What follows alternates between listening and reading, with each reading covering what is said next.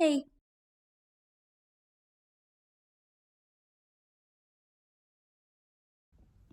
welcome back to the Red Letter Challenge, day number 8. Everyone worships something or someone. I grew up near Memphis, Tennessee, and during those years there was a basketball player known as Penny who was lighting up the NCAA with his talent at Memphis State University. In fact, Anthony Penny Hardaway was so good that he would later get drafted by the Orlando Magic and team up with Shaquille O'Neal. I couldn't get enough of Penny. I went to the basketball camp that he held in Memphis. He once signed a blank sheet of paper for me, and I cherished this paper so much. It had a special place in my room that no one was allowed to see or touch.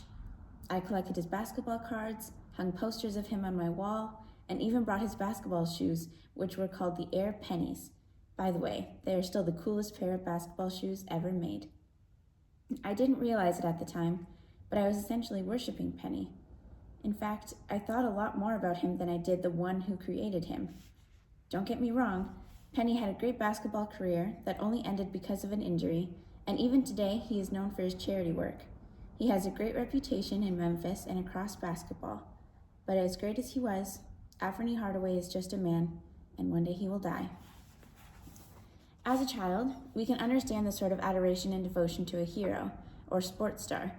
But there are many of us as adults who still struggle with worshiping the wrong things or people. We worship things that will not last. Some of us worship a person. Some of us worship money. Some of us worship stuff. Some of us worship sex. Some of us worship a political party. And some of us worship our careers. The definition of worship is the reverent love and devotion accorded to a deity or idol or a sacred object. Many people, even Christians, equate worship with a 60 or 75-minute service on Sunday morning. Please, nothing more than 90 minutes. And that service certainly is worship, but worship is much more than that.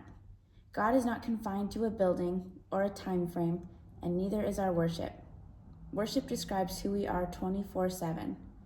If to be worshipful means having expressions of reverence and adoration for a deity, doesn't that mean we are, or at least can be, worshiping at all times? Harold Best says, "We do not go to church to worship, but already at worship, we join our brothers and sisters in continuing those actions that should have been going on privately, family, or even corporately all week long."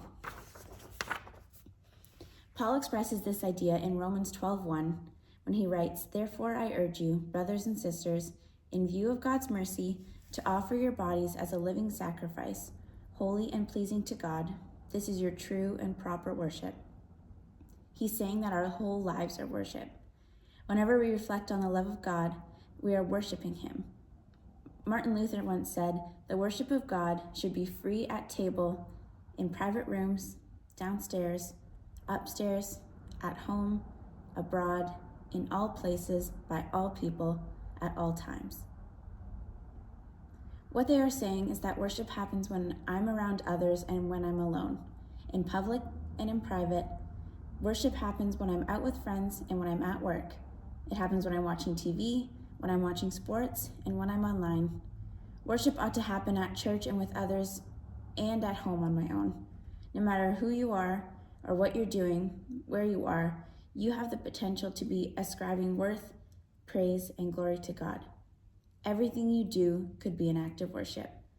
Look at your life this way, and it will start affecting the everyday decisions that you make. Pretty soon you'll be asking yourself, if I'm worshiping God right now, would I do this? Would I go here? Would I buy that? What would I do there? And if you find yourself asking those questions more often, you're on the right track. And that was day number 8.